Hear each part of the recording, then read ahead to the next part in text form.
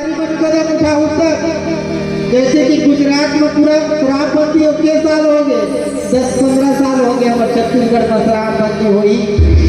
ये अभियान लेकर के जीत में और जीते बाद कहने अपने बने कामत हो रही अंका करने में छत्तीसगढ़। अरे इसे सब कथा सुना से बता रही हो तो ये सुधारना अति आवश्यक है। तो और सुंदर से बोल श्याम रामचंद्र की जय।